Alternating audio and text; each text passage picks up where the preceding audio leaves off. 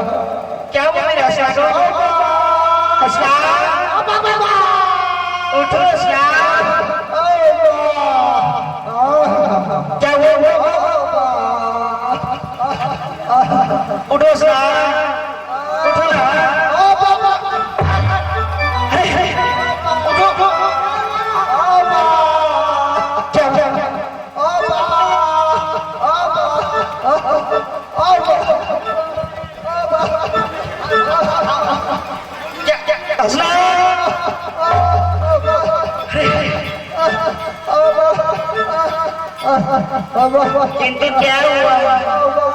तेरी ऐसी दशा क्यों? क्या हुआ? क्या हुआ बोलो? हमारा गली हमारा सुंदर बर्बादी पहले मालिक क्या हमारा पेट चौक से हॉस्पिटल उठा कर कालिया हॉस्पिटल उठा के पेट चौक से हमारा अरे हॉस्पिटल उठाया नहीं जाता, डॉक्टर आते हैं और तुझे हम डॉक्टर के पास ले जाएंगे। वो क्या बताओ क्या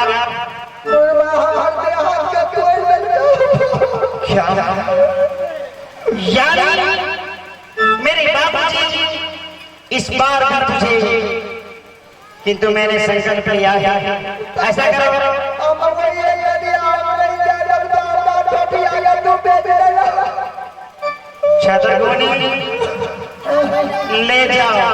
तालियां ले लो हॉस्पिटल उठा जाओ। अरे हॉस्पिटल ले जाओ, उठा कर लाता है, वहाँ पर ले जाना पड़ता है। इसे ले जाओ, हाँ सरसों के तेल लगा करके मालिश कर सकते हैं।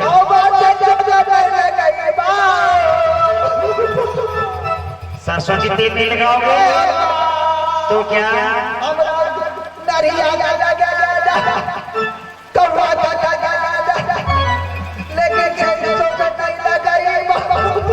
जाओ जाओ ले जाओ। चलो हे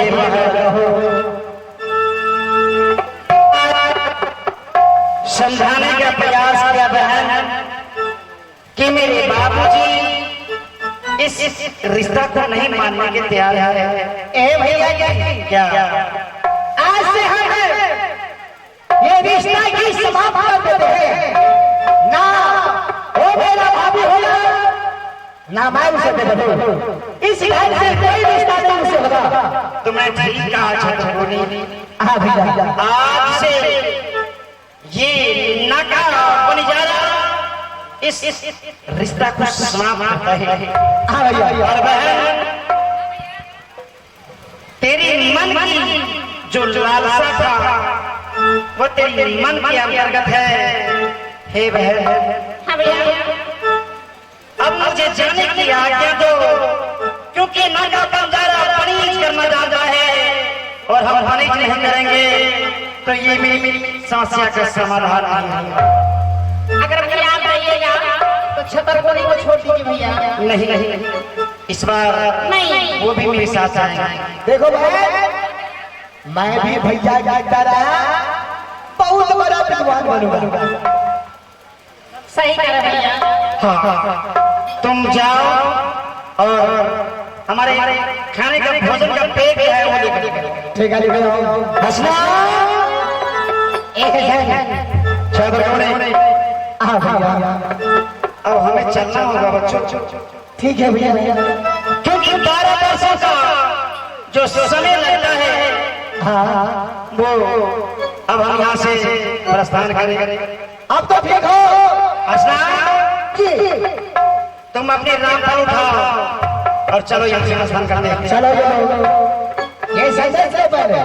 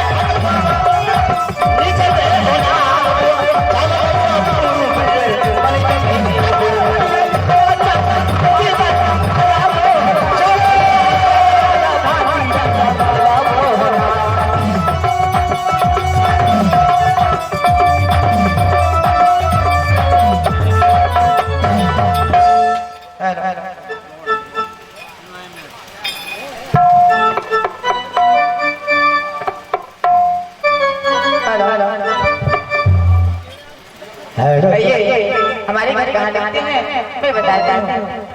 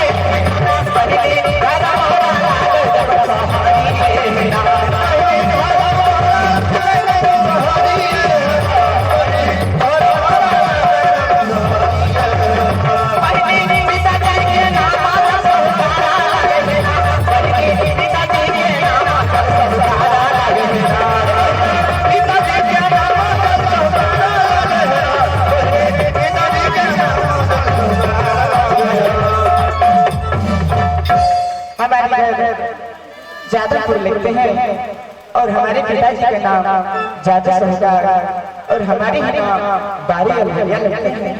चलिए मैं अपने ससुराल का परिचय देती हूँ।